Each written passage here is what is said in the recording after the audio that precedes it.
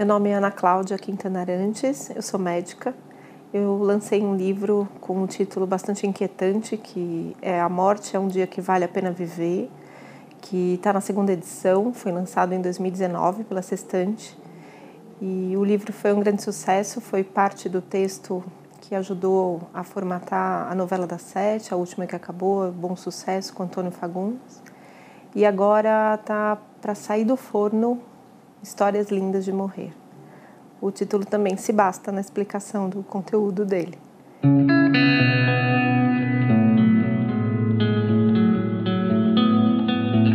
A morte ela é mais desafiadora quando as pessoas que estão à sua volta não encontram um espaço de dignidade nisso. Quando a gente está sem possibilidade de escolha, você falar eu quero isso, eu não quero, alguém vai ter que falar por você.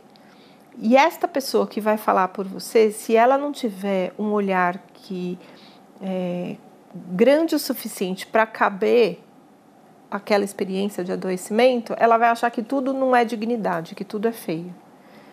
Então, o olhar das pessoas que cuida é o mais desafiador para esse momento da morte. Porque a pessoa que está vivendo a morte, ela pode, a experiência dela não é a experiência que a gente assiste. Muita gente, até da minha área, critica muito essa minha frase: a morte é um dia que vale a pena viver. Imagina, tem mortes que não vale a pena viver, a Ana Cláudia tá louca, poetizando o negócio, não pode isso. A minha resposta é: tem mortes que não vale a pena assistir. Mas ninguém quer saber a opinião de quem está assistindo. A gente precisa saber a opinião de quem está vivendo o processo. E o viver o processo, ele é totalmente possível se tiver um caminho de dignidade nisso. E a dignidade pode ser o olhar da pessoa que cuida de você, o banho que você toma, a presença de quem você ama.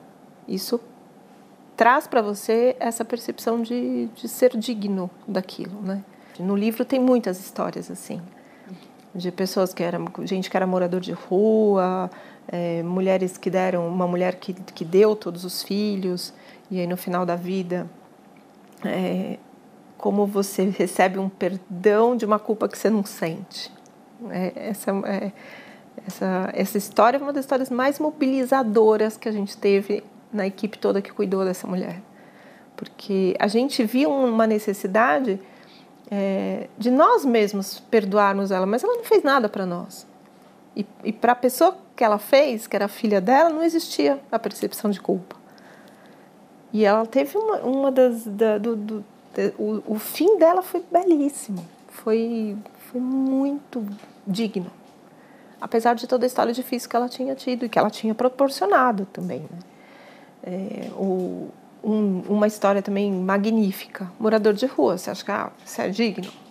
É digno a partir do momento em que você é visto como um ser humano que merece esse cuidado. Teve um que foi bem dolorido para mim.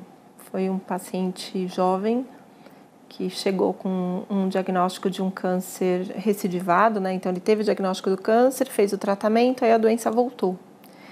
Aí a doença voltou e voltou de uma forma, ele chegou a fazer uma cirurgia e teve várias complicações da cirurgia e ele estava num sofrimento total, assim, não era só dor física, que era uma dor evidentemente importante, mas ele tinha uma dor total porque ele tinha sido enganado.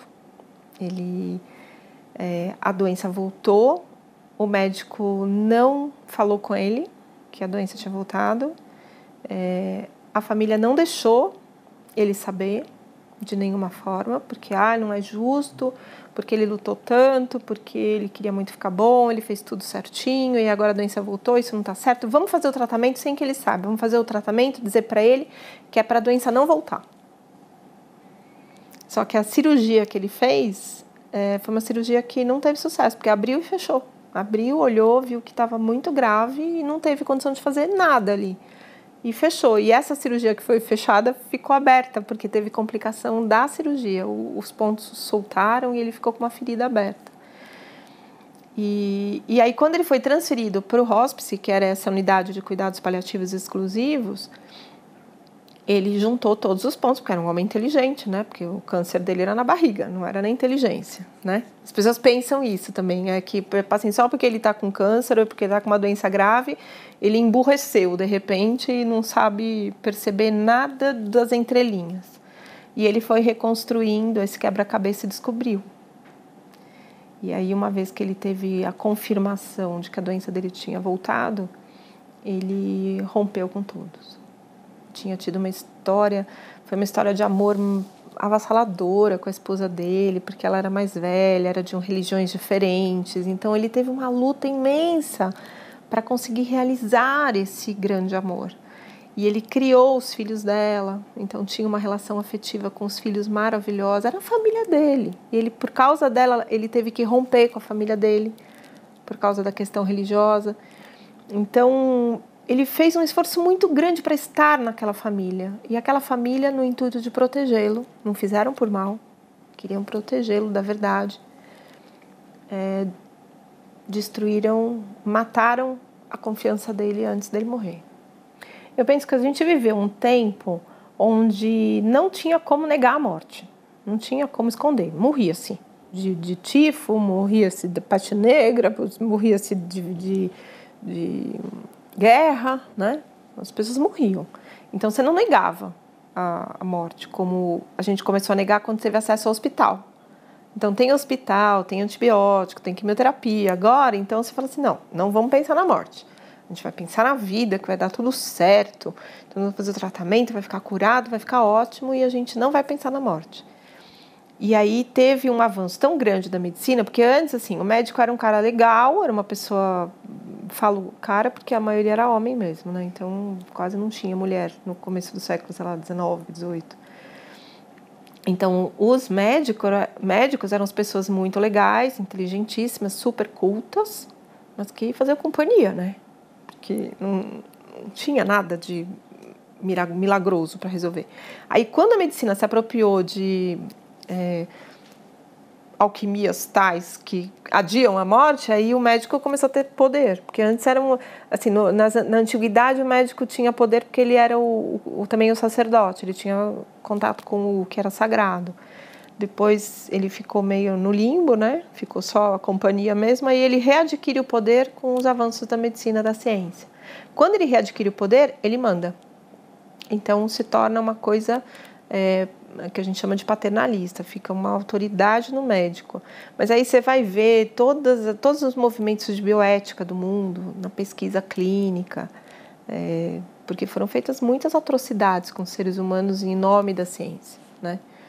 A ciência fez coisas inimagináveis em nome do bem-estar da humanidade.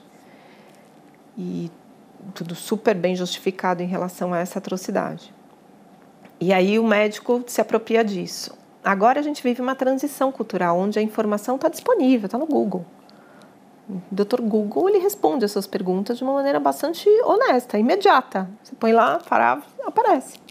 O que você vai fazer com a verdade é problema seu. E aí, esse problema que é seu agora, é um problema que passa a ser também do médico. Porque quando eu te explico o que você tem, a forma como eu te explico determina a sua consciência e a sua capacidade de tomar decisões sobre o que eu te expliquei. Então, por exemplo, contextualizando o cuidado paliativo, eu posso chegar para você e falar assim, olha, a gente pode levar seu pai para UTI, entubar, e dar quimioterapia, e fazer radioterapia, fazer cirurgia nele, e drenar o abscesso e passar o catéter, ou a gente faz só cuidado paliativo. O que você escolhe? Você quer que faça coisas. Agora você fala só cuidado paliativo, você não quer, porque falar só cuidado paliativo é não fazer nada. Então, o conteúdo da informação que chega para a pessoa determina o que ela vai fazer com a informação. Mas ela precisa ter acesso à escolha, se ela quer ou não a informação. Então, um dos capítulos do segundo livro é um guia como que você fala a verdade, né? Na verdade, é como você descobre se a pessoa quer que você fale a verdade. Isso que é mais legal ainda. Então, quando eu vou falar com o paciente a respeito do diagnóstico dele, eu tenho uma forma de descobrir se ele quer ou não quer saber o que eu sei. Se ele quer que eu compartilhe com ele. E se ele não quer, tem poucas pessoas, mas elas existem. Então você não pode ficar atirando verdade para todo mundo assim. A verdade é um direito, não é uma obrigação. Então você tem que oferecer o direito à verdade. A pessoa fala, não, obrigada, doutora Ana. Eu preferia que a senhora conversasse com a minha filha.